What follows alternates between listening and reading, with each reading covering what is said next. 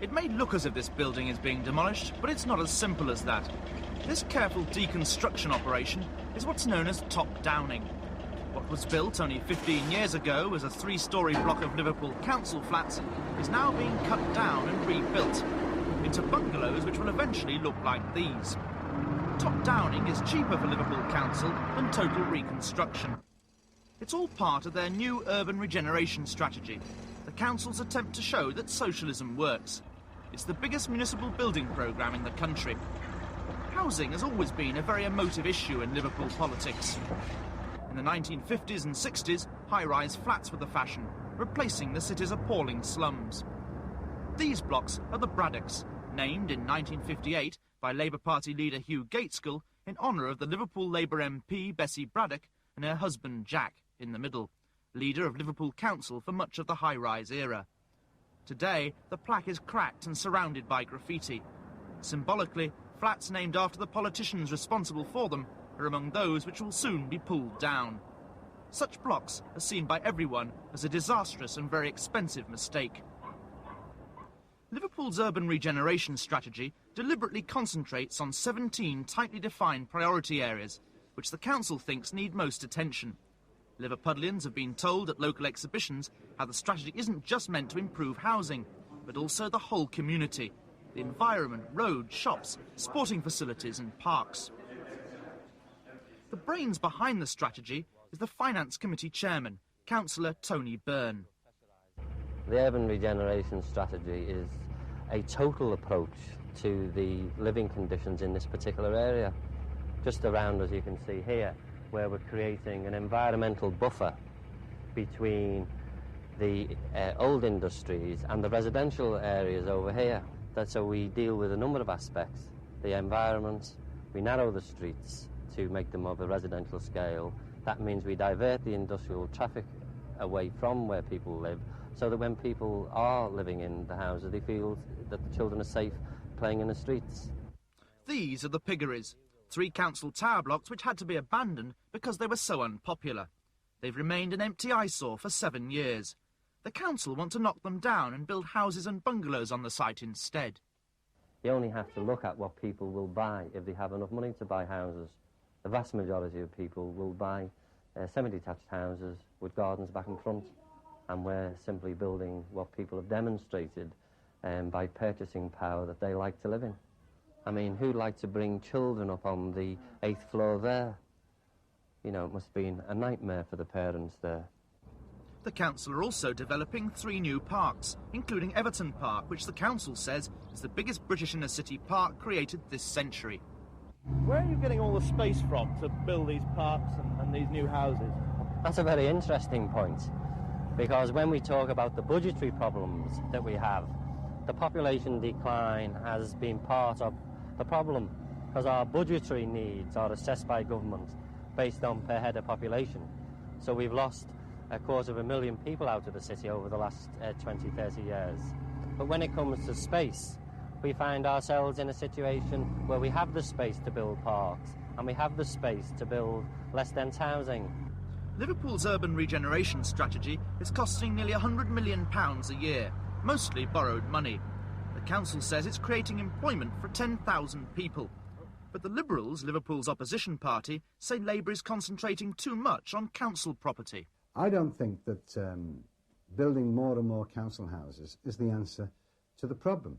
You've got to remember that already 6,000 council-owned properties empty at this very moment. And the reason for that is that people won't accept them. And the danger is if you build more, then you will have a similar situation in a few years' time. The principle of it, I think, is all right. Where I would criticise it very strongly is that it's drawing resources from all the other main services of education and social services. People who require mainline social services such as Meals on Wheels, school meals from education, home helps, are not getting the opportunity to do it because every bit of revenue and every bit of capital money is being diverted into the urban regeneration programmes. Both opposition parties cite Liverpool's refuse collection as an example of council neglect. Even council officials admit that in some parts of the city, dustbins are only emptied every 3 weeks. But refuse is not the only thing which Labour's opponents complain of.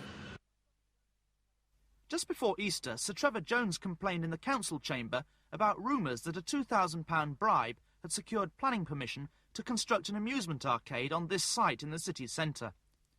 Previously, council policy had been against all amusement arcades, and this was only the latest in a series of allegations. In January, the so-called Asda affair blew up. The Labour Party agreed to the siting of a £20 million Asda superstore on this site in the Speke Enterprise Zone. Previously, Labour policy had been against both superstores and enterprise zones.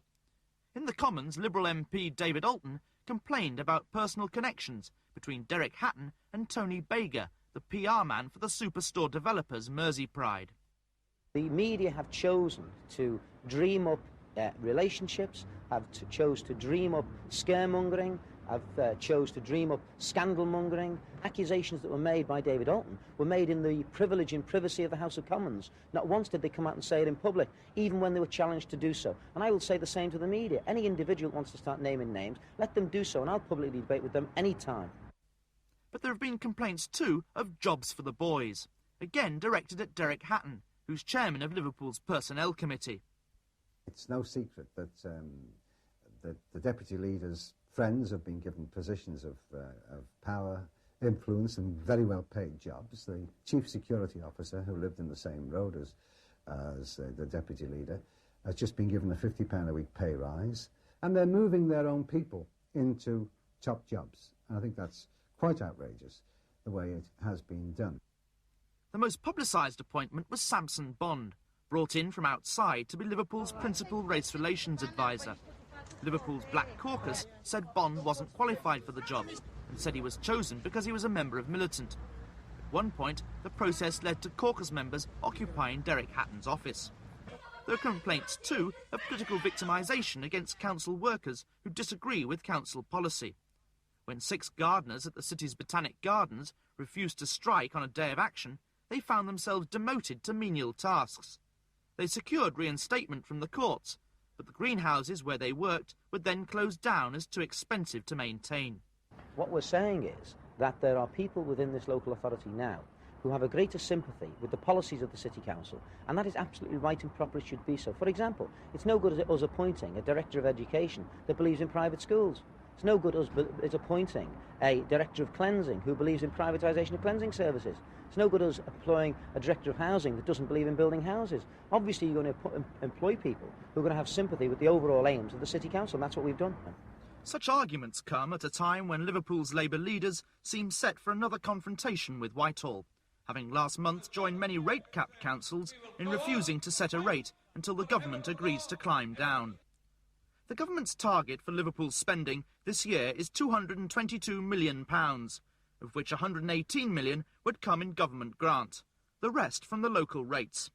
But Liverpool say they need to spend £265 million just to maintain existing jobs and services. If they do spend that much, under the government penalty system, they'd lose all the government grant. The City Council say that would mean a 220% increase for Liverpool's ratepayers, which they couldn't possibly accept. In last year's confrontation, the government did give Liverpool some of the money it wanted, and Labour celebrated it as a major victory. Privately, Mrs Thatcher is said to be determined to see Derek Hatton publicly defeated this year, but Labour's Liverpool opponents expect the same sort of outcome. I would predict that in the near future, they'll bring in a legal rate. They'll try and put up a smokescreen of propaganda and saying it was a great victory and everything else, but the fact is, they're going to make a U-turn and they're going to balance the books. And the urban regeneration strategy that the council is so proud of could have an important role to play here. If the government did take strong action against Liverpool and the council was declared bankrupt, their regeneration programmes might suddenly be stopped. Michael Parkinson is director of Liverpool University's Urban Studies Centre. The Labour Council really has something very important to protect. On the one hand, its immediate financial problems are very difficult and are not going to go away. On the other hand, they really do now, I think, have a very compelling reason to try and stay in office for, should we say, another 12 months to keep that housing programme going. And I think there is, in a sense, a pressure to try and get some kind of resolution short-term on the revenue budget so that housing urban regeneration strategy can be protected. In the end, Liverpool's financial problems may boil down to a simple debate in the Liverpool Labour Party between those who think that the most important thing is to challenge the government and those who feel that their plans to improve Liverpool are more important still. Michael Crick, ITN, Liverpool.